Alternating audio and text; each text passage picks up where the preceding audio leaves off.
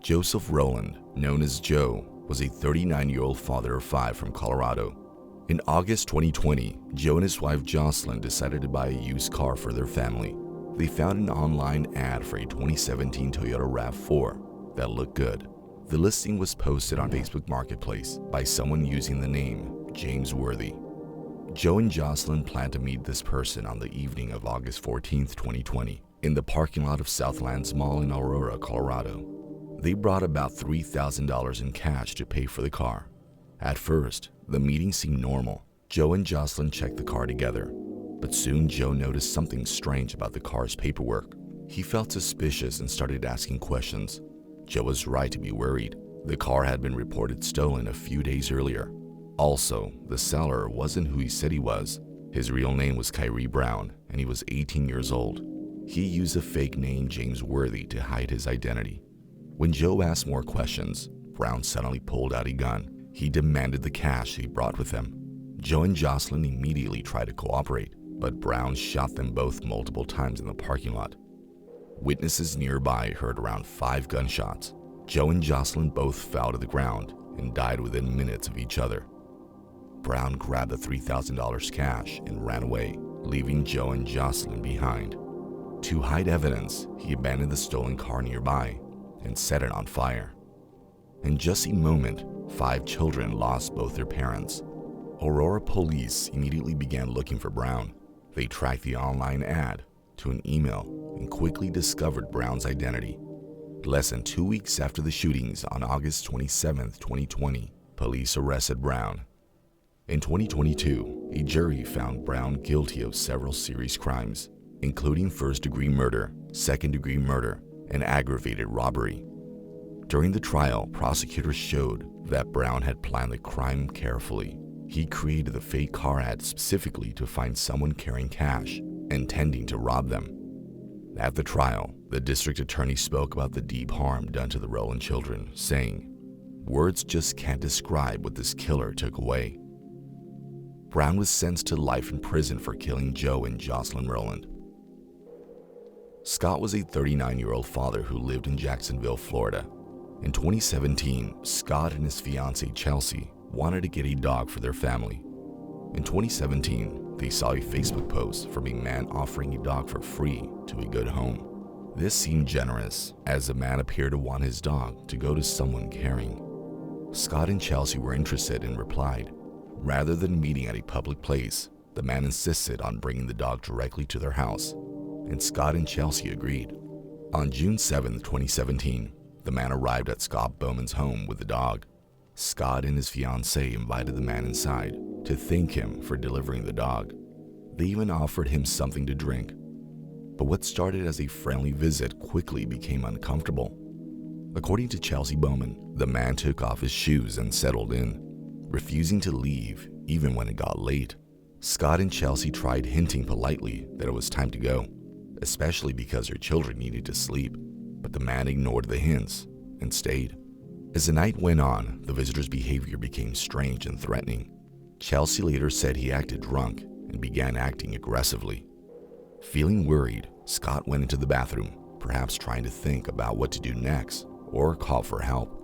Suddenly, as Scott came out of the bathroom, the man attacked him without warning. They began struggling physically inside the Bowman home. The attacker was strong and aggressive, throwing Scott to the ground and beating him. Chelsea and their children were scared and confused as this sudden violence erupted in their living room. During the struggle, a gun appeared. It's unclear if the attacker brought the gun with him or found it in the house. Chelsea's daughter later told the police that she saw the attacker holding a gun to Scott's head. Scott desperately fought back, wrestling to gain control of the weapon. He managed to get a hold of the gun and fired one shot, hitting the attacker in the arm. But instead of stopping the fight, this made things worse. The angry attacker took control of the gun again. As Scott tried to escape towards the front door, the attacker shot Scott directly in the chest. Chelsea heard her young daughter scream as Scott collapsed.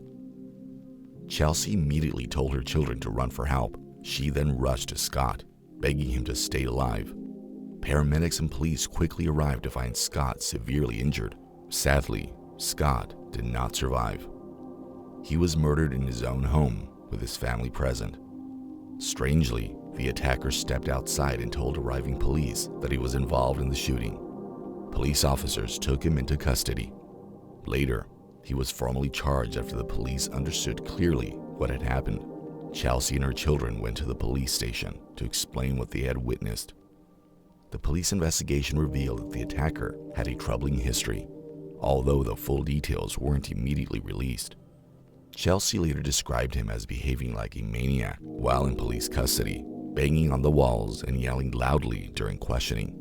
In this case, there was no forced entry because Scott had willingly let him in, but the violent intent was clear. The attacker was charged with murder. At his trial, he tried to claim he acted in self-defense, arguing there was a fight and that he himself had been shot in the arm. However, prosecutors proved that he was the one who overstayed on purpose and started the violence. The jury did not believe his story. He was found guilty of second-degree murder and sentenced to prison.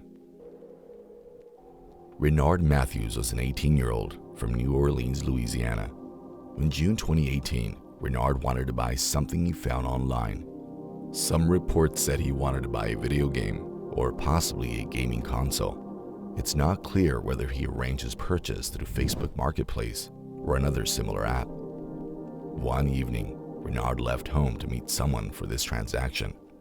Before leaving, he took his dog for a walk, probably trying to do both errands at the same time. Sadly, Renard never returned home. On the night of June 25, 2018, he was robbed and shot while walking his dog in the Gentilly neighborhood of New Orleans. Around 11 p.m., people nearby heard a single gunshot. Renard was found lying on the ground with a fatal gunshot wound to his head. His dog was found safe nearby. It seems that someone approached Renard, possibly pretending to sell him something or meet him with a purchase. Instead, the person likely wanted to rob Renard of whatever money or valuables he had. During this robbery, Renard was shot in the head, and the robber ran away, leaving Renard to die in the street. This case became widely known, not just because of Renard's tragic death, but also because of how his family honored him at his funeral. Renard's mother and family were deeply upset by losing a young man who enjoyed simple things like playing NBA 2K video games and supporting his favorite basketball team. In a moment of sadness and love, his family chose to hold an unusual memorial for him. At his wake, Renard's body was placed in a lifelike pose. He was seated in a reclining chair, dressed in his favorite Boston Celtics jersey, holding a video game controller as if he was playing a game. Next to him were his favorite snacks, Doritos and soda, and a TV showing a Celtics basketball game. This kind of memorial is called extreme embalming, and it was his family's way of remembering Renard exactly as he was, a quiet teenager who loved games and sports. While news stories about Renard's unique funeral gained attention, the investigation into his murder continued. New Orleans police believe the crime was an armed robbery that ended in homicide. Detectives searched the area for witnesses and video footage. Renard was a young man with no criminal history, so police believed he was randomly targeted for robbery, possibly by someone he met online. Eventually, police arrested a young person, reportedly a teenager, connected to the murder. This person was accused of shooting Renard during a robbery attempt. During the court case that followed, Renard's family learned more details about what happened to him in his final moments. It was clear that the attacker killed Renard over something minor, possibly a small amount of money or a video game. Because Louisiana treats violent robberies very seriously, the charges were severe. The suspect faced charges of first-degree murder and armed robbery. In the end, the attacker was found guilty and sentenced. James Beck was a 44-year-old father from the Tampa area in Florida. In January 2017, he was helping his 15-year-old son sell a dirt bike online. They listed the dirt bike for sale on Craigslist and soon got a response from someone interested in buying it. The buyer asked to meet them in Tampa to see the bike. On the evening of January 3rd, 2017, James and his teenage son, Stuart, loaded the dirt bike into the truck and drove from their home in Holiday, Florida, to a location in Tampa to complete the sale. They probably chose a public place and hoped for a quick, easy exchange. When they arrived, 2 young men were already there waiting. These 2 were later identified as 16-year-old Dante Johnson and 17-year-old Ramondre Williams. At first, everything seemed normal. The teens examined the dirt bike and agreed to buy it for about $1,200. Dante Johnson handed James Beck some cash as payment. However, when James counted the money, he quickly realized it was far less than the amount he had agreed on. James immediately gave the money back and told him the deal was off if they weren't going to pay the correct amount.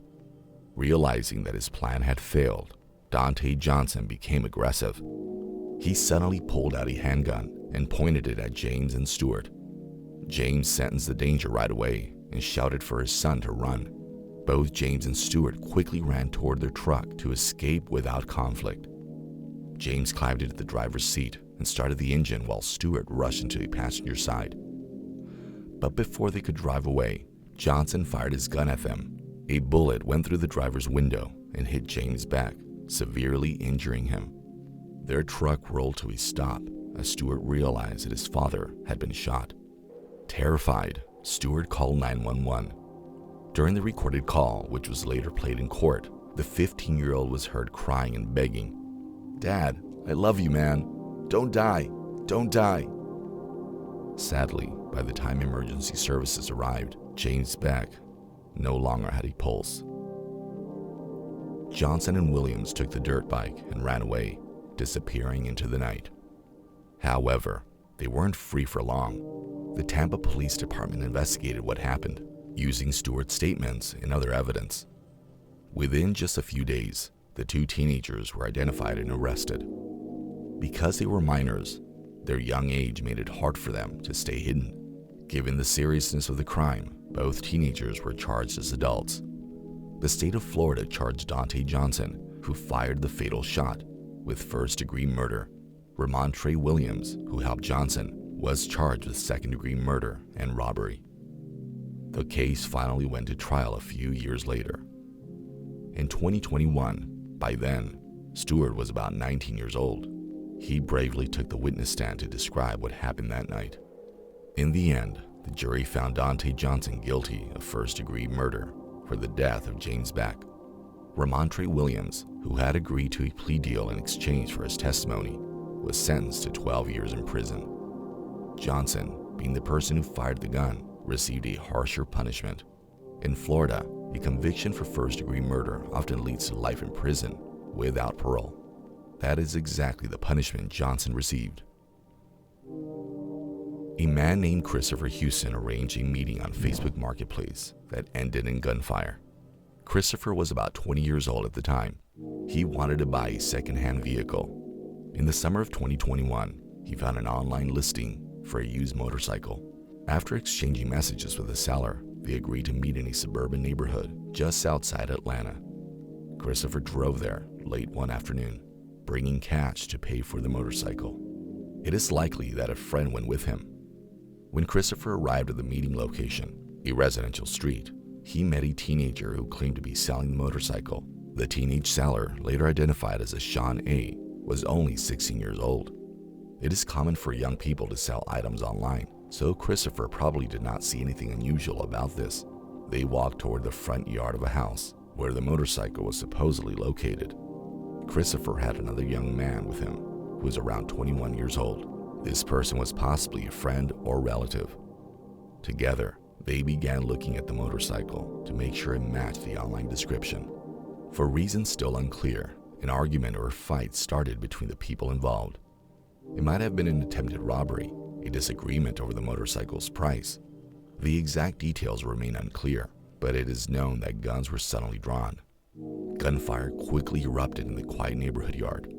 Neighborhoods heard multiple gunshots and called 911. When the shooting stopped, Christopher Houston was at the scene, and the teenager seller, Sean, had also been shot. Police and paramedics arrived quickly and found 2 people wounded by gunshots. One was a teenage seller, Sean, who sadly died from his injuries right there. The other was Christopher Houston's 21-year-old companion, a friend named KCP, who was severely injured and bleeding heavily.